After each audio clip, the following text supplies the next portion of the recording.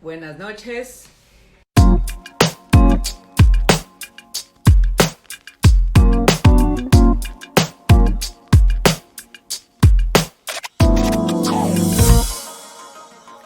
En esta noche vamos a platicar sobre arte en tiempos de COVID y tenemos nuestro invitado que es Arturo Ipiens.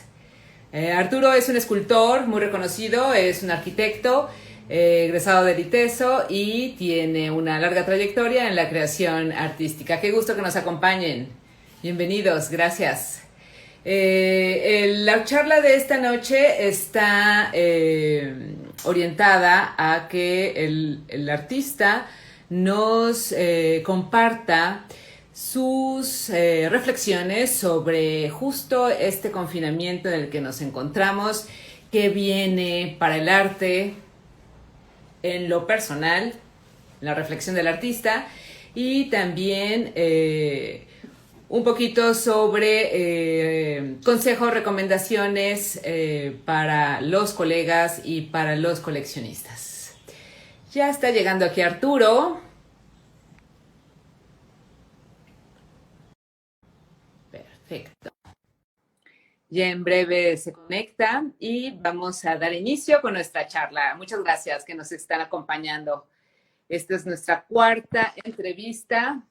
Arturo, ¿qué tal? Qué gusto. Hola, Caterine, ¿qué tal? Padrísimo. Buenas tardes. Muy bien. Pues, ¿qué tal si comenzamos? Muy bien. Súper bien. Arte en tiempos de COVID, Arturo. ¿Qué te ha Ah, significado esta situación en la que todos estamos envueltos? Como a todo mundo, yo creo que nos tomó con el paso cambiado y creo que lleva un tiempo para entender bien qué está pasando. Yo no estoy muy seguro de todo en qué va a derivar, pero bueno, hay que pues aprovechar y adaptarse. Yo, bueno, de por sí venían unos meses algo difíciles y con esto se ha complicado un poco más. Algunos proyectos han quedado suspendidos, pero han surgido otros, como por ejemplo el retomar unos cursos que daba, digamos, en vivo, o bueno, presenciales, hace un par de años o así. Ahora lo hemos tomado con el curso de ventanas, Caterine, también Ah, claro. gracias a tu apoyo. Al ¿Sí contrario, te oye a ti, bien? Arturo. Justo les quiero compartir que hemos abierto una nueva división que se llama Cátedra Manifesto y hemos estrenado esta división con un curso que Arturo diseñó ya hace un par de años y este curso tiene el nombre de Ventanas. Y pues aprovechando este proceso acelerado en la que todos nos involucramos en la virtualidad para comunicarnos, para seguir con el ritmo del trabajo, pues estar en colectividad, pero de manera virtual, entonces se vio esta oportunidad y justo Arturo es quien está impartiendo este maravilloso curso, que es un viaje a través de 19 estaciones que nos ofrece luz al pensamiento. Ese es finalmente el objetivo, ¿no? Como una ventana, que también nos da oxígeno justo en esta cuarentena.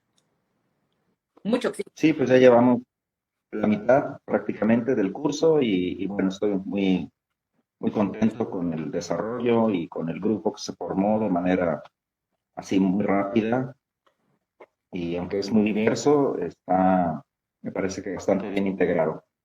Bueno, esa ha sido una de las actividades. Mm, en cuanto a cuestión creativa, pues es de avanzar en algunas obras personales que tenía sin concluir.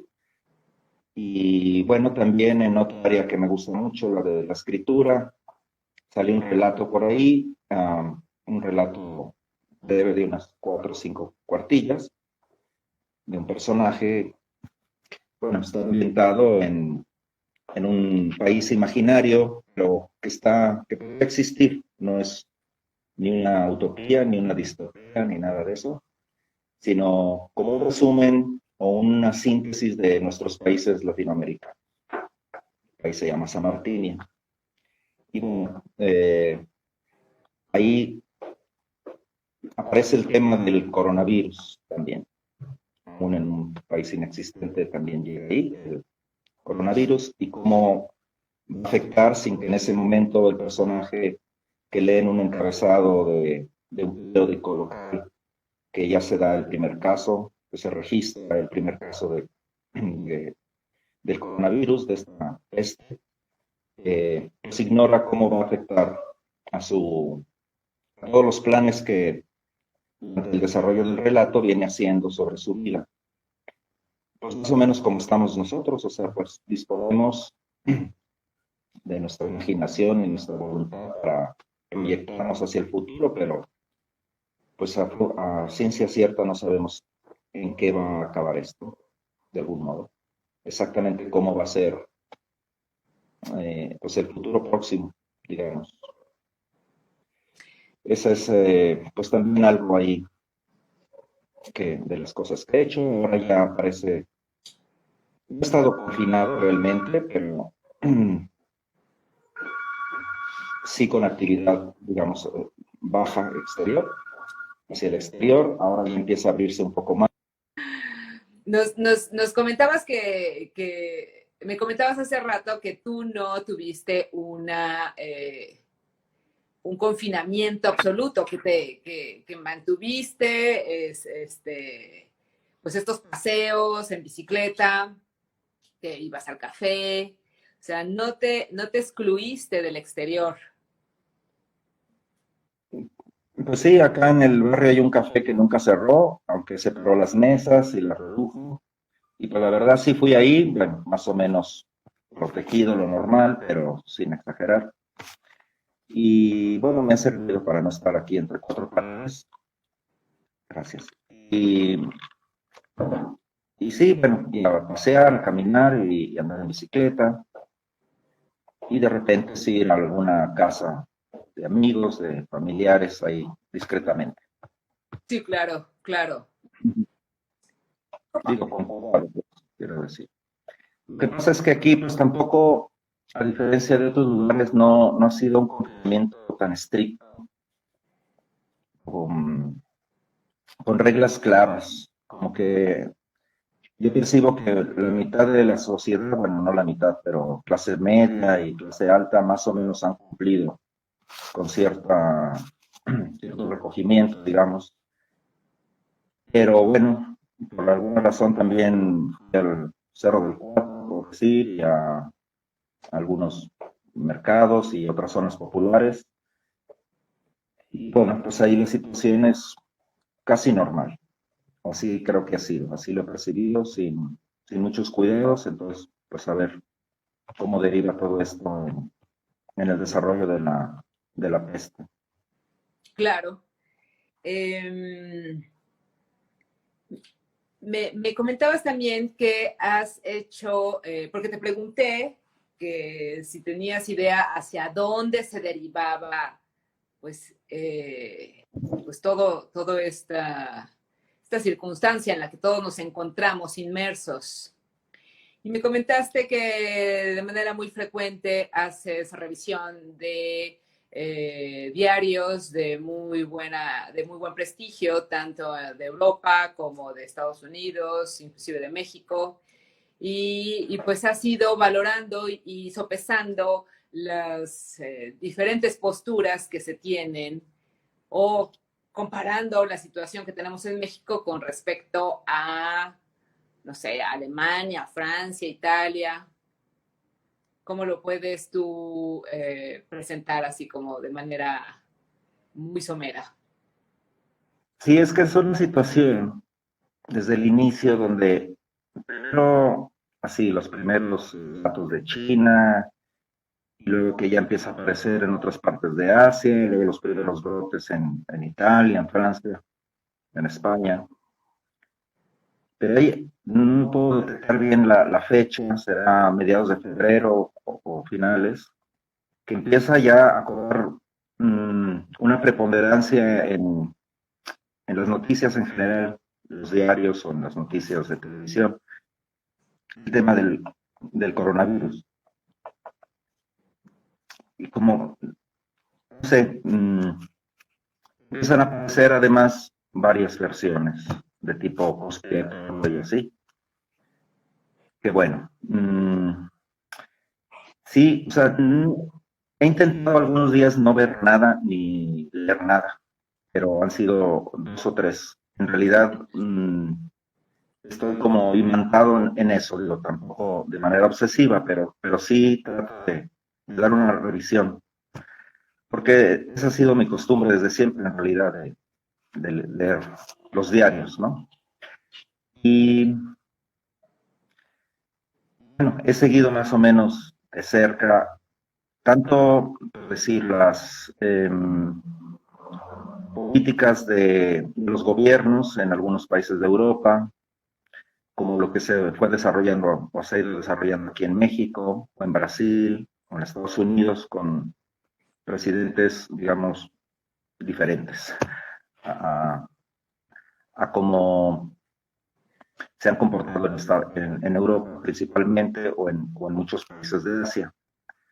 Bueno, en fin, a veces es agobiante y sí me ha causado mucha angustia y ansiedad el estar en eso, luego lo dejo, pero lo retomo finalmente. Tratando de hacerme una idea también porque veo cómo ha ido afectando salir y ver la ciudad, sobre todo hubo un par de semanas en que sí parecía, y con una situación ajustada, personal, por la falta de trabajo. O sea, sí padecí o he padecido algunos momentos de mucha angustia. Y tratando de entender todo esto. Entonces, he seguido con eso. Ahora me parece, digamos, un poco más claro que sí hay un punto de contagios que si se hacen las cosas más o menos, pueden empezar a descender y se pueden empezar a recuperar las actividades anteriores. Está pasando en este momento en Europa. Sin embargo, ver brotes, pequeños brotes y vuelven a cerrar algunas áreas, y no toda la ciudad o todo el país, pero aquí en México no sé exactamente hacia dónde va, que hay un número, un crecimiento más o menos exponencial de los casos. Ya estamos sobre 200,000 contagiados y 25,000 muertos registrados. Y no sé, en el sexto lugar o quinto lugar en el mundo, con unas políticas muy erráticas, creo yo. Pero bueno, la verdad no quiero entrar en temas de política. Es nada más que final, al margen de todo, mmm, es una gran pregunta saber qué sigue y en qué situación vamos a estar, pues en el próximo año, próximos 2 años, no lo sé. Sí trato de mantenerme porque esta es otra, vamos a decir, no crisis, pero un momento de cuestionar cosas. Según yo estoy como más del lado de la cuestión científica y todo eso, y no del pensamiento mágico o religioso, pero a veces hasta dudo un poco. Ahora ya siento que me preocupé. Eh, pero bueno, a lo que voy es a esto. Este tiempo debe dar para que por lo menos, que es un tiempo que por más que queramos, vamos a estar más con nosotros mismos, porque hay menos reuniones, menos actividad exterior.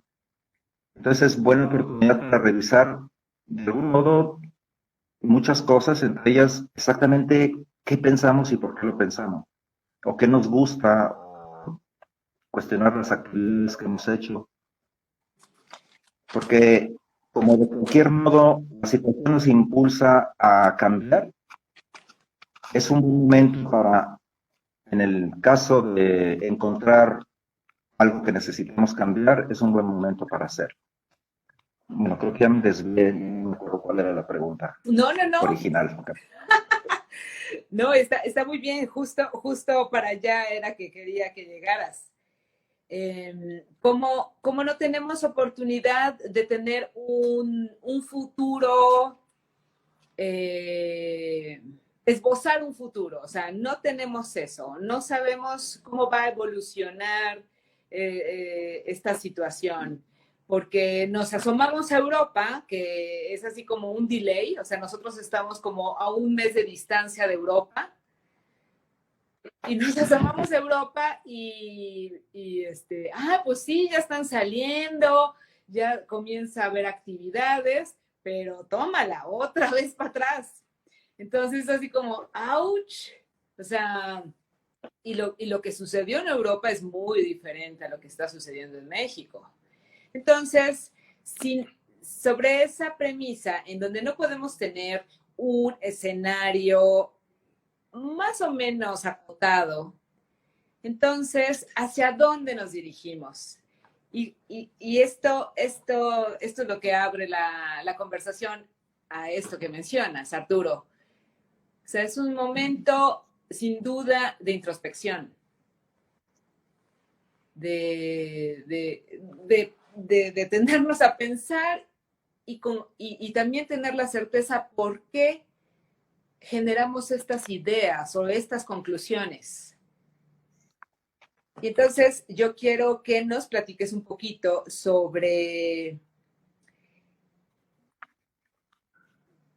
que en estos tiempos en donde inclusive me mencionabas que es muy posible que como sociedad no cambiemos, pero el trabajo se centra en el individuo.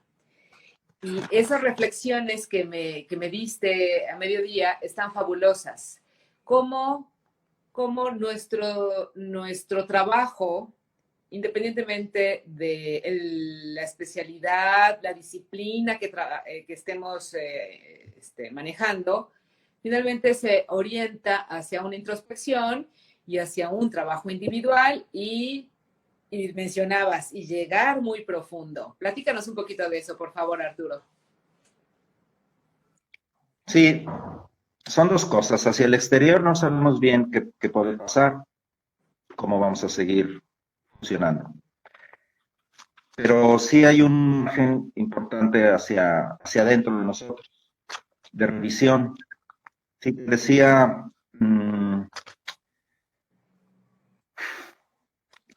con todas estas ideas, bueno, siento que nuestra sociedad es muy ruidosa literalmente y metafóricamente, o sea, con la cantidad de mensajes, de información, de opiniones, más o menos superficiales, la gran mayoría. Es se pierde mucho la capacidad de atención, el tiempo para digerir algo, para reflexionarlo.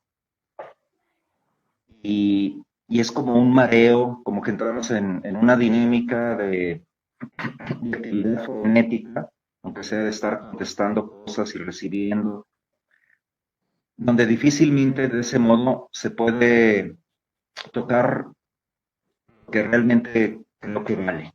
Y no es que piense de modo absolutista de que hay solo una verdad y esos tipos de cosas, pero sí que lo que se ha logrado en la historia humana, a eso que llamamos cultura, y sobre todo en nuestro lado cultural, más bien occidental, así, y lo mismo que en oriental, hay cosas sólidas.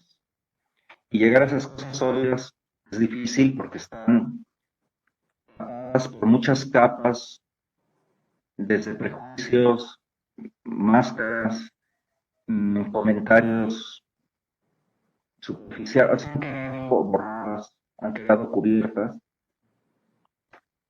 y es difícil verlas. Creo que, bueno, volviendo al tema del curso de ventanas, es un poco esa idea también de poder regresar a una de esas fuentes, ¿no?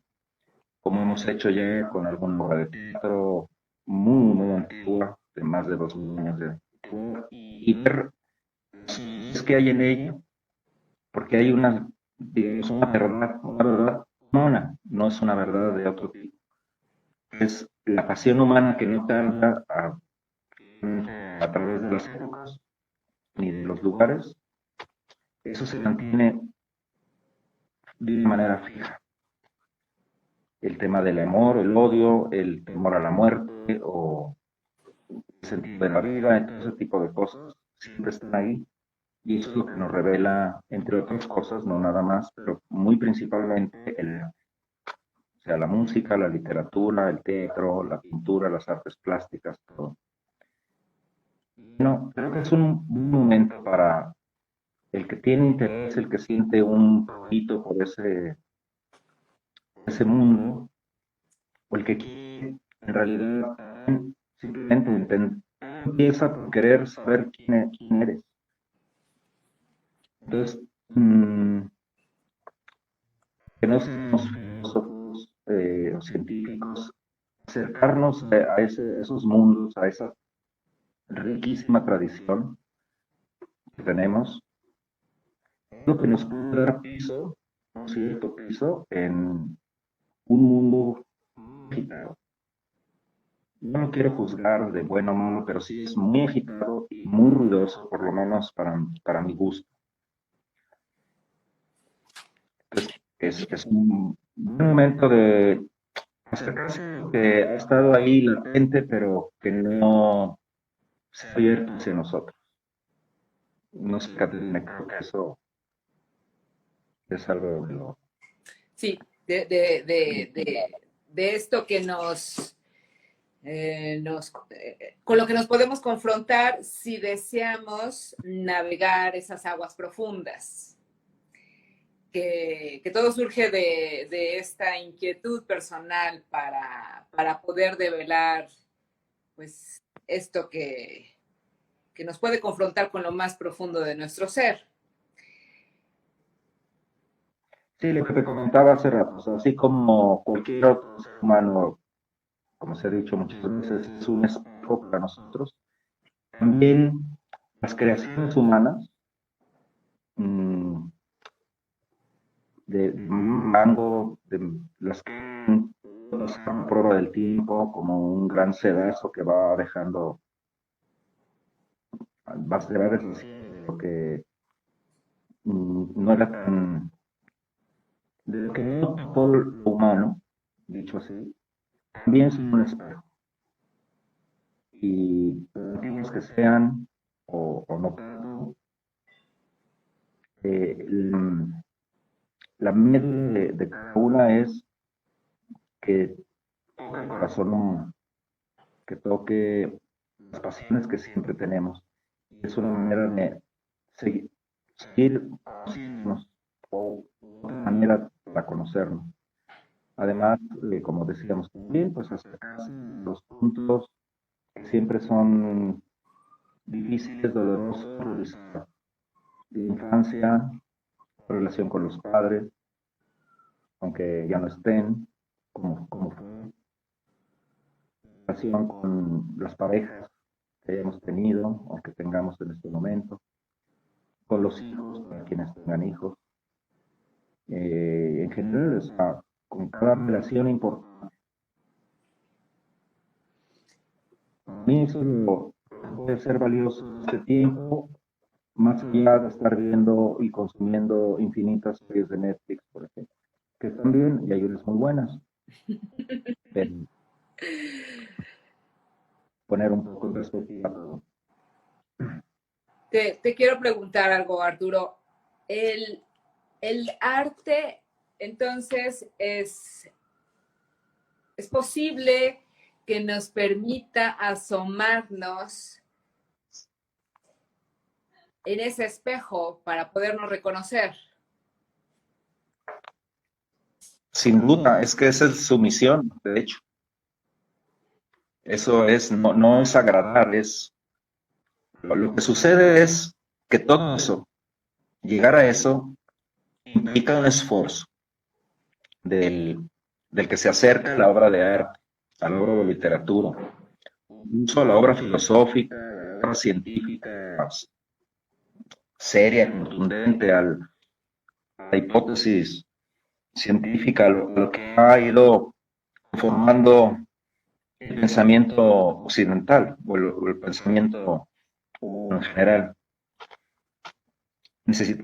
Requiere un esfuerzo, a veces nos obliga a prepararnos en tal o cual disciplina, aunque no sea de manera profesional, pero no hay otra manera realmente, creo yo, por ejemplo, en el caso de la música, para acercarse verdaderamente a ella, y espero que no suene muy fuerte, pero que también acercarse a disciplinas como la armonía, el contrapunto, el tema de la tonalidad y todo ese tipo de cosas que tienen que ver con la música. Y si se puede leer música para analizar una partitura como se lee un libro, pues la experiencia es infinitamente mayor que solo escuchar así por mucha atención que se ponga. Pero todo eso lleva tiempo, es un esfuerzo. Lo mismo en pintura, lo mismo en literatura, entender la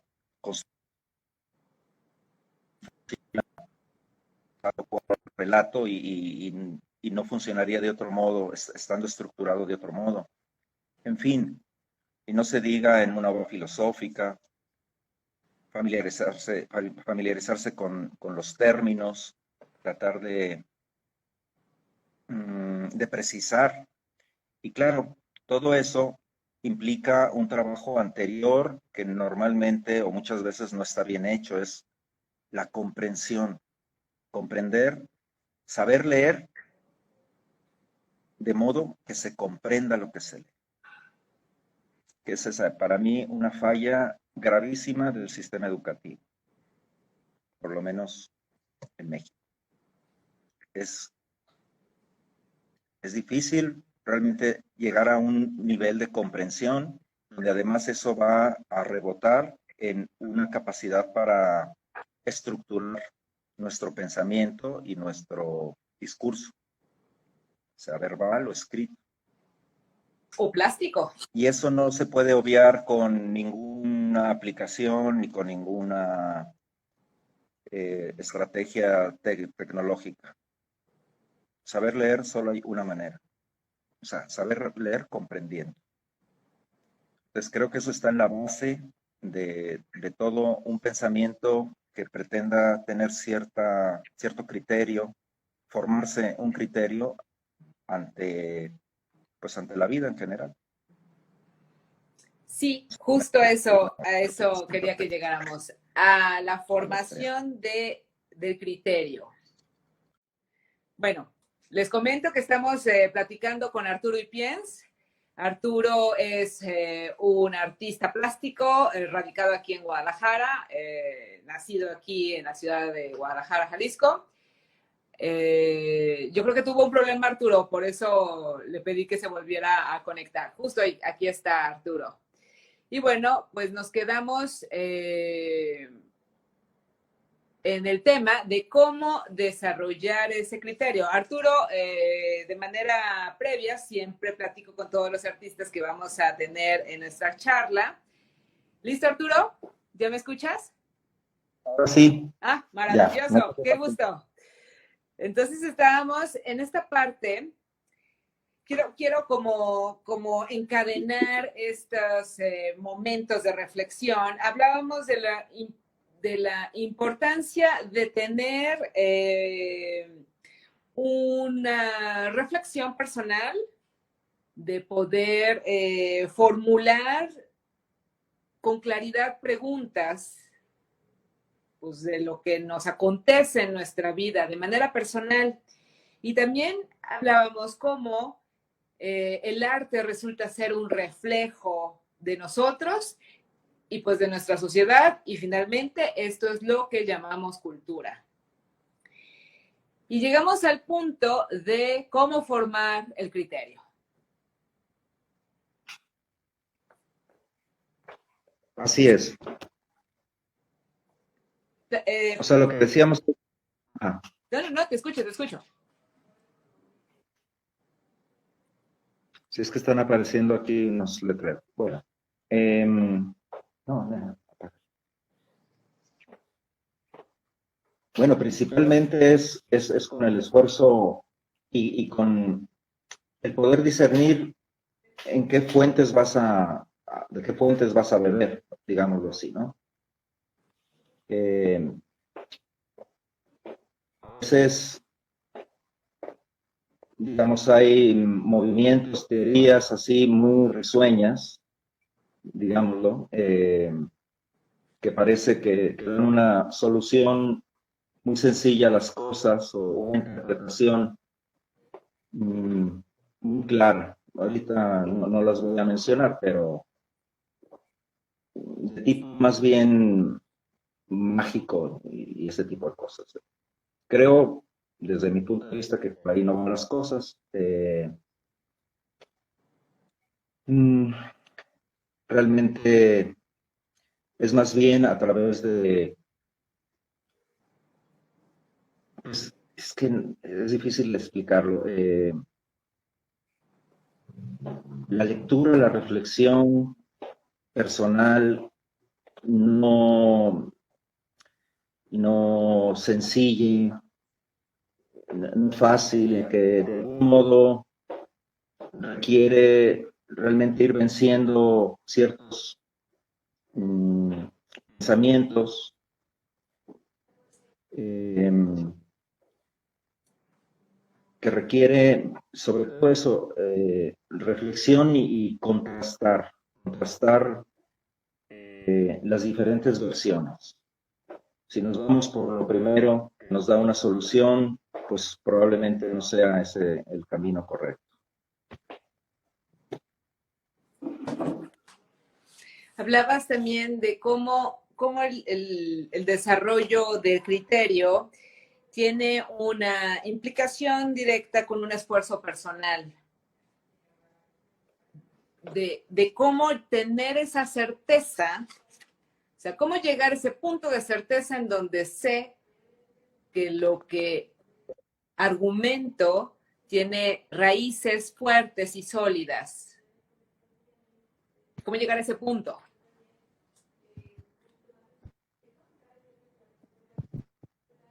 Vamos, no hay un camino único, ¿no? Pero lo que puede determinar es pues, un avance cuidadoso en cada uno de los pasos.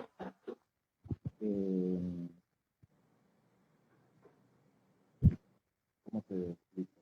Eh, Te escucho muy bajito, Arturo. sí, aquí está mejor. Un Mira, poquito. Sí, te escuchamos. bueno, concentrémonos en la parte, en la esfera artística. Eh, por ejemplo, acercarse a la historia del arte, cómo fueron las primeras manifestaciones, en qué culturas, bajo qué circunstancias, quiénes eran los que emergieron primero como artistas, su condición en la sociedad, cuál era la función del arte en las sociedades, digamos, totalitarias de las primeras civilizaciones. Luego encontrar, en el caso, y siempre es un caso bienvenido, el ejemplo de Grecia, y todo el gran cambio de paradigma que ahí se da con respecto a las civilizaciones anteriores o contemporáneas a la época de los siglos de oro, digamos, griegos. Y luego, cómo pasa esto a Roma. En fin, seguir el desarrollo, el papel del artista en cada una de las épocas y de las culturas, todo eso nos va a ir revelando el carácter del arte, cómo se dan cada vez más cierta libertad, que cobra una preponderancia especial en la figura del artista. Pero todo eso siempre va acompañado de una visión del mundo y de una filosofía, vamos a decirlo así.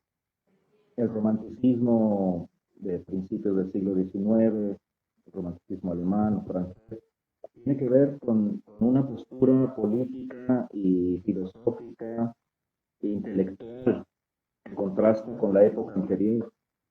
Es una reacción a la ilustración de épocas, de décadas anteriores. Y ahí vamos a percibir una especie de oscilación, como un péndulo, entre dos posturas que siempre están ahí y que vamos a llamar clasicismo y barroco, pero no barroco en el sentido del término que se da a la expresión artística del siglo XVII y parte del XVIII, sino barroco como algo, el romanticismo sería algo barroco, por ejemplo, a la expresión de la Edad Media, de muchos momentos de la Edad Media también es un momento barroco. Incluso la época posterior al clasicismo griego, digamos, el helenismo, que se llama helenismo, también es un movimiento barroco. Es lo más controlado y lo ordenado contra lo que aparentemente se desordena o se sale de cauce. Eso es lo que representa el término barroco. No sé si me doy a entender, Caterina, pero tener en cuenta esos dos polos en los que gravita el arte de una época a otra y poder reconocerlos en nuestra sociedad, en nuestro momento actual, no tanto como movimientos, pero sí como expresiones, poder definir que un artista está más cercano hacia un modo clásico, aunque tengan modos de expresión, maneras de expresión que no tengan que ver con lo que primero nos viene a la mente como algo clásico, o si está más cerca de lo barroco. Y eso se ve también en los escritores de una manera muy digo, más o menos clara en estos casos, ¿no? Uno de nuestros participantes, que se llama Ella de los Vestigios, nos pregunta si pudiera recomendar algún libro o documental con el que podamos orientarnos en el tema.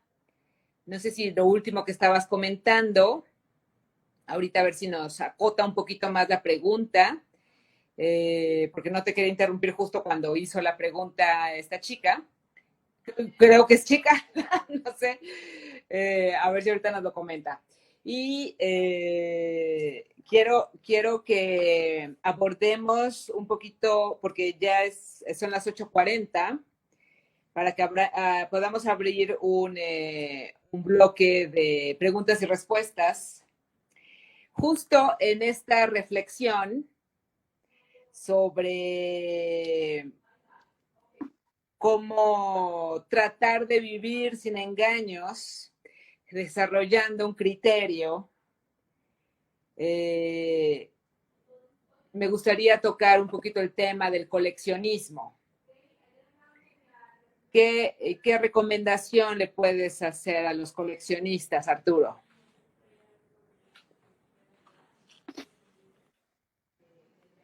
Bueno, tiene que ver con lo que he tratado de decir. Si puede servir este tiempo, digamos, para reflexionar, por ejemplo, en lo que el coleccionista ha estado sobre lo que le ha traído y lo que ha adquirido, que se haga la pregunta, ¿cuáles han sido los criterios que lo han movido a eso? Que pueden ser y son perfectamente válidos, que tengan que ver con el valor de la obra y el valor a futuro que puede tener, etcétera. Pero si también, si realmente le sigue llegando, o sea, le sigue diciendo algo esa obra que a lo mejor adquirió hace algunos años, si todavía sigue vivo, si es que al principio hubo una comunicación entre él y la obra, si esa comunicación sigue. Y eso puede ayudar a que se forme un criterio para posteriores adquisiciones si realmente el criterio adecuado el que siguió para adquirir tal o cual obra. Eso es lo que podría decir. Y mismo, finalmente, pues entrar a la historia del arte y a lo que ha guiado el curso de la expresión artística. ¿Cómo es posible, Arturo, que existe esta situación en la que mencionaste hace unos momentos que el tiempo es la mejor criba para poner en su lugar a las cosas y a los hombres? ¿Por qué sucede este fenómeno en donde aparecen de manera espontánea algunas manifestaciones plásticas que pueden tener cierto brillo justo acotado a lo mejor en algún momento muy particular y conforme pasa el tiempo se disuelven y quedan en la nada o enterradas y ya nadie supo absolutamente nada de ese fulgor o ese destello tan breve? ¿Cómo es posible que eso sí sucede con el paso del tiempo y no podemos tener esa claridad de entender en el momento en que sucede?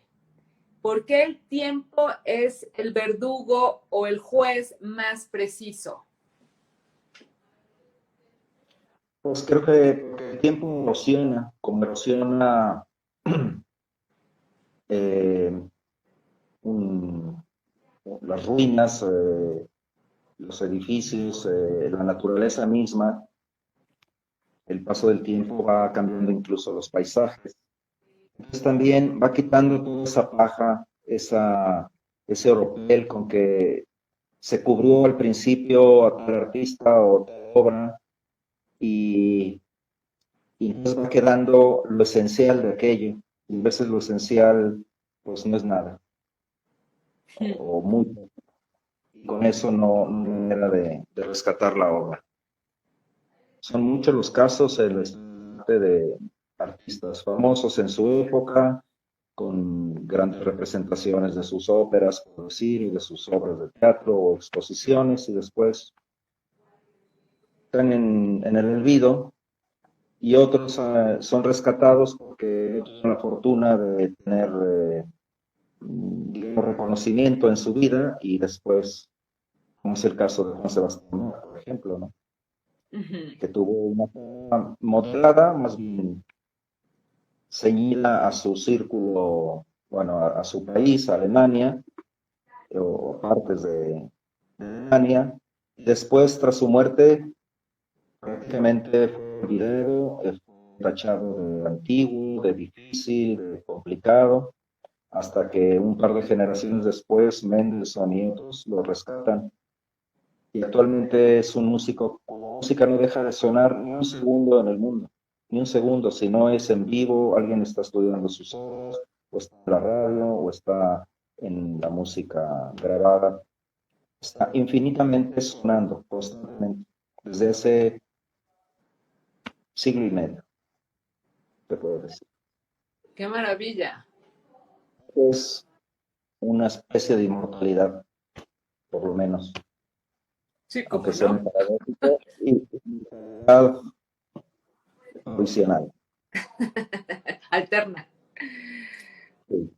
Nos queda, ya nos acotó la pregunta ella de los vestigios, dice, si justo para empezar a familiarizarnos con el papel del artista a través de las épocas, que si tienes algún libro o algún documental que nos puedas recomendar. Bueno, ninguno en concreto, pero sí hay, bueno, muchas historias del arte.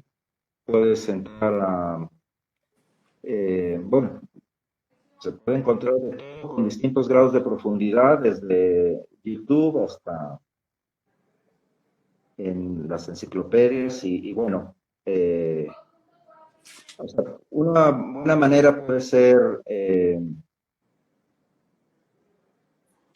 ir de lo general a lo particular, por decir, incluso alguna versión, por ejemplo, en inglés o en francés de Wikipedia, ahí te va a dar datos y vienen todas las fuentes de donde están saliendo eso. Entras a las fuentes, puedes ir encontrando PDFs y otro tipo de documentos donde se va expandiendo el tema. Pero bueno, historia del arte hay una, y allá parece tan absoluto el libro que ni para qué decirlos, pero la historia de Pinjuan, por ejemplo, es un autor con una historia del arte de unos 10 volúmenes, pero bueno, eso es difícil de encontrar, no sé de un digital donde haya quedado. Pero nada en concreto. Es demasiado lo que hay. Y bueno, una manera sería viendo, aproximarte, por ejemplo, de una manera fácil en poner historia del arte en, por decir, en Wikipedia y de ahí consultar las fuentes y entrar a ellas y ya tomar un camino más profundo. Muy bien, gracias Arturo. Nos queda un tema pendiente que es una recomendación para los colegas, para el resto de los artistas. ¿Qué nos puedes decir? Pues mira, no me atrevo a hacer ninguna recomendación. Pienso que la del artista libre. Justamente creo que en situaciones así es el mejor preparado en general para afrontar esto, porque acostumbrado a no tener una estructura de tipo empresarial, así social, rígida, y de tener muy desarrollada la imaginación, la improvisación, la flexibilidad para adaptarte a distintas situaciones. Confío en que van a salir muy bien librados en general. Van a poder recuperar y reflexionar sobre su propia obra y sobre la proyección de su futura obra. Así que bueno, no tengo ninguna recomendación especial, pues los saludo y tengo toda confianza en ello. Padrísimo. Pues finalmente pudiéramos concluir que tener una actitud flexible, apoyarnos de la imaginación, el desarrollo de un criterio y el estudio es nuestro escenario. Sí, pienso que sí. Siempre, nunca va a defraudar acercarse al arte. Acercarse de la manera más sincera, consciente, abierta. A veces va a presentar dificultades, pero esos valen la pena, porque vamos a poder llegar a niveles más profundos y no quedarnos con lo que a veces solemos quedarnos, que es la superficie, la cáscara de la obra, porque está de moda, porque todo el mundo habla de ella. Hay obras maestras en Netflix, por ejemplo, y otras son unas verdaderas porquerías. No se sostienen, sus argumentos están mal construidos, pero hay unas maravillas y hay que saber distinguir eso también. Y no ir de una a otra sin aplicar un mínimo de criterio, solo porque está recomendada, no sé por quién, o porque acaba de salir simplemente. Pero es un buen lugar para ejercitar nuestro criterio. Porque no es solo el tema, es que tiene que estar bien hecha. La forma y el fondo son inseparables. El tema puede ser muy bueno, la historia, digamos, pero si no está bien contada, si es tramposa en su manera de narrar, pues se derrumba y nos aleja, nos debería alejar. debería no ser un éxito. Hay que merecer el éxito. Y hay series extraordinarias, contadas, pero sí las hay al nivel de una obra maestra de cualquier otro género. Hay, hay, hay expresiones artísticas que pudieran resultar ser como un insulto a la inteligencia. Por supuesto. Y lo más increíble es cómo algo que parece tan evidente se le aplaude. Y otros siempre, ¿no? Los terribles obras maestras anónimas. Creo que sería también como muy interesante tener en mente esta parte del desarrollo del criterio a través del estudio, de un autoconocimiento y pues mantenernos flexibles y con imaginación para lo que venga. ¿Verdad, Arturo? Así es, Caterina. Pues qué gusto. Pero repito, un acercamiento sincero y consciente nos va a dar mucho beneficio. Nunca nos va a defraudar, sea en el área del arte que sea. Y hay que acercarse al teatro, es decir, a leer obra de teatro. No es necesario ir a una representación, que es su momento ideal, pero si ahora no hay o así, hay que abrir Shakespeare y leerlo. Así, leído. Basta con eso. Ahí está la sustancia de toda la obra. Claro. Del siglo de oro español, o obras contemporáneas, o obras de principios del siglo XX. Hay maravillas por todos lados. El teatro, bueno, la poesía, también todo eso como que ha quedado un poco al margen. Es el bestseller, que siempre es un long con miles de páginas, bien hecho dentro de un esquema hollywoodense. Pero como faltas de sustancia en el fondo. Y libros maravillosos, los cuentos de Juan Rulfo, 4 o 5 páginas, llenos de solidez. Leerlos en una hora se leen en menos, pero dejan un sabor así, una estela para mucho tiempo.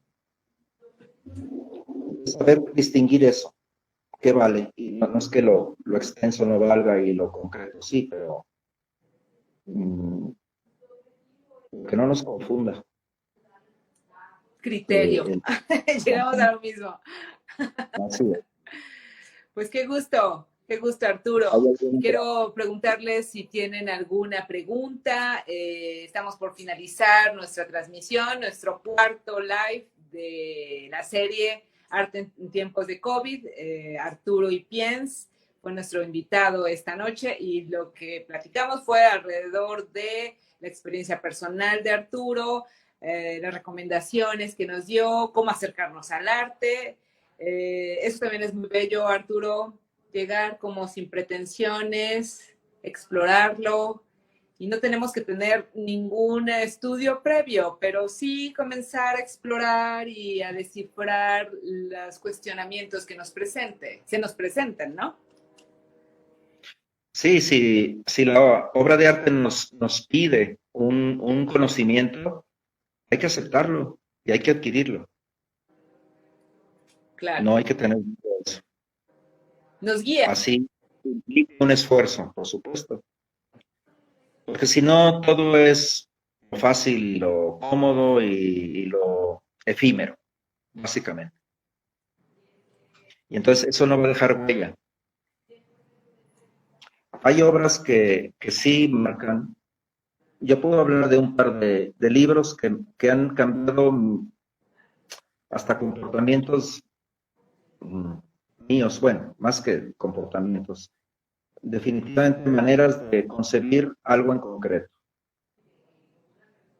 Desde joven, pues en especial creo que me marcó y es una simple novela, digo simple, es una novela pero el personaje y la manera de amar a la que después de todo no se quedó con él, eh, yo creo que de algún modo lo he seguido, ha sido pues, una influencia. Y es un personaje ficticio, que pega más que mucha gente de carne y hueso. Claro. Ese es el poder, pero porque es muy, lo sentí muy humano y me gustó la conformación que hizo el autor de este personaje. Te conmovió, Arturo, te Más conmovió. que, ajá, Ese es el objetivo más, del arte, ¿no? Que nos conmueva. sí, sí, porque no es solo que describan al personaje, es exactamente ahí la forma es muy importante. Tal como se va desarrollando capítulo a capítulo la historia, como va presentando a ese personaje, a ese de ficción, es como logra conmover. Si me lo hubiera descrito de otra manera, así sus rasgos, eso no. Tiene que ser en acción, porque lo pone en acción ahí en una serie de circunstancias donde finalmente fracasa, pero bueno, fracasa y no, la que fracasó en realidad esa fue Arturo, nos la tenemos otra. que despedir. Nos quedan Ah, 50 segundos. ¿Cómo ok. se llama la novela? Opiniones de un payaso de Heinrich Böll, un autor alemán, premio Nobel. Se consigue, creo que es en Alfaguara. Muy bien. Ahí está, es la de los vestigios. Gracias por participar. Les agradezco a todos los que nos acompañaron. Va a estar esta entrevista en el feed de Instagram y mañana o en un par de días compartimos un carrusel con los highlights de esta charla. Arturo, mil gracias por tu tiempo. Estuvo maravilloso lo que nos compartiste. Muchas gracias. Siempre Gracias a ti, maravilloso. gracias a todos. Hasta pronto. Que estés muy bien. Gracias.